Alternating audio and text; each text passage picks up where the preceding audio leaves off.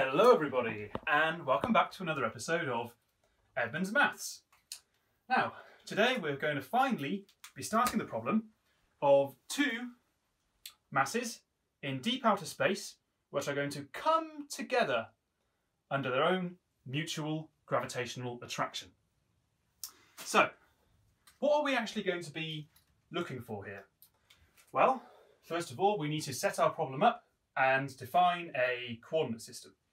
So, given that these masses are in deep outer space, there's no external forces, they're simply going to come together under their own gravity in a straight line, we can pretty much use a one-dimensional coordinate system and just use one direction. I mean, even if they were doing this, then we can just rotate our reference frame in order for this to look horizontal. So, this problem, without loss of generality, can be modelled on a one-dimensional axis, x, and I'm going to call this variable x. Now, at time t equals 0, my two masses will be at some positions on the x-axis, which I'll say that my mass m1, let's call this m1, will be placed at position x equals 0 at t equals 0, and my mass m2 will be positioned at some distance a away from m1 on this coordinate axis at t equals 0. Okay, well, what do I actually want to gain from this problem? Well, what I want, and this is actually what most physicists want when they solve problems in classical mechanics, they want to find out what these positions are as a general function of time. So you can say whatever value of time you want, and you can get some value of where these masses will be, which is pretty cool. So, I'm going to write down the positions, the general positions of these masses at some general time t. Let's say my mass m1 is there, and my mass m2 is here. Then let's call their positions x1 and x2. And we know just by common sense that they're not going to be over here because things will come together under gravity. Gravity is an attractive force. Okay, so we're ready to start setting up the problem, but we need to define our initial conditions. Rather state our initial conditions. So, the position, I mean, these, first of all, I need to actually say that this x1 is a function of time, x2 is a function of time, and at time t equals 0, x1 of 0, well, that's 0, as stated on my axis. Similarly, x2 of 0, well, at time t equals 0, the position of my mass 2 is at a, so x2 of 0 is a. Now we're going to be defining the velocities. Now, velocity is equal to dx dt, which is equal to x dot. Look at my previous video if you're not familiar with this notation. And x1 dot at t equals 0, i.e. the velocity of my mass 1 at t equals 0 is going to be 0 because I simply place them on the axes. I don't give them any kind of initial velocity. And similarly, x2 dot of 0 will be 0 for all the same reason. Okay, so now the problem is set up and we've got our initial conditions. We can now look at the forces acting on these masses to set up the equations of motion. Now, of course, we could also use Hamiltonian mechanics, Lagrangian mechanics, or even the Hamilton-Jacobi equation if you're feeling particularly ambitious. But, you know, this is probably most easiest done using Newton's law of gravitation and solving it using Newton's second law and forces and whatnot. So that's the approach I'm going to take today. So let's call the mass, the force acting on mass 1 as F1, and the force acting on mass 2, F2. Now we can use Newton's law of universal gravitation to write down what F1 and F2 will be. F1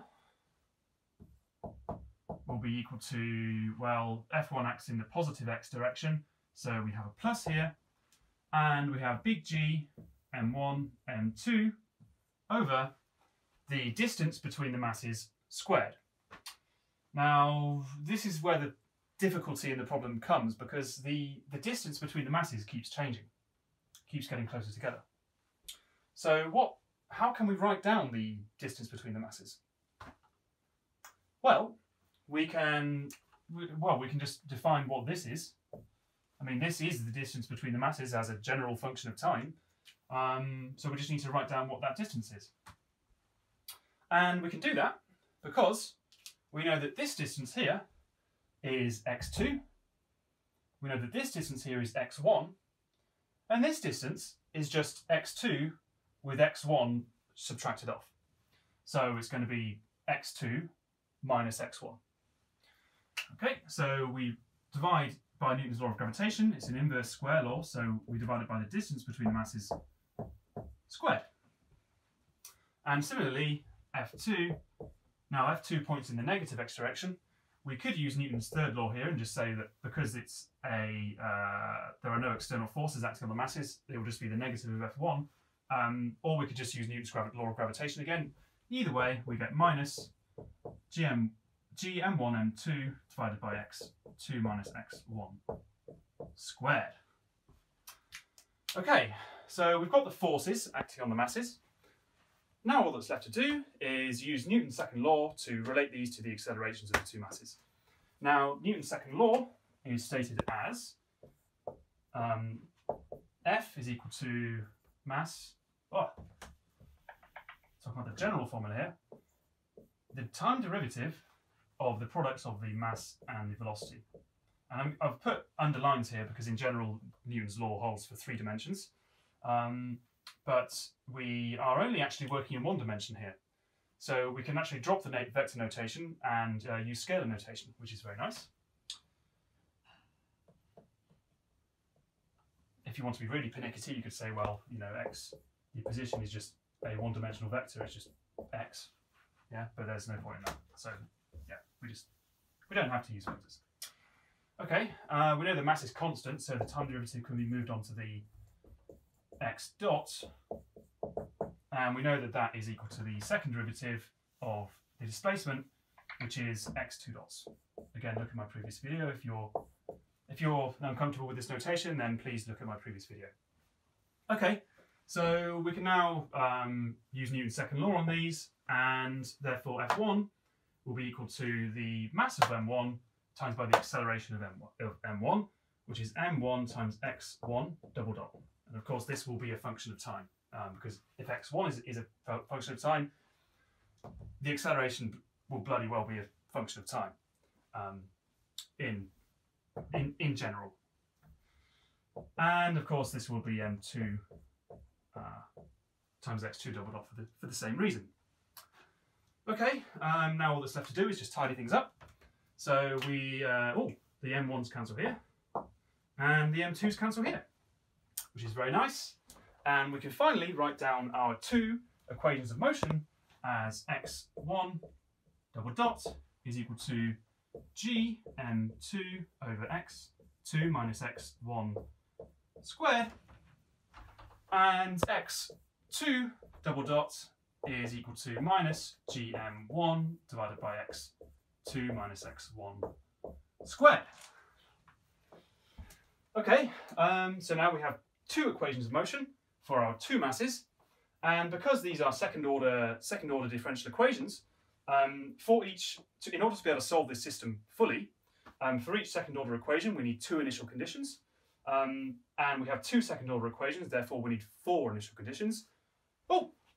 We've got that. We've got our 4 initial conditions here, and we've got our 2 second order differential equations here. And in the next video, we are going to be integrating these second order differential equations and finding a solution to them, which will put us well on our way to finding the trajectories x1 and x2 of t. So thank you very much for watching, and please join me in the next video.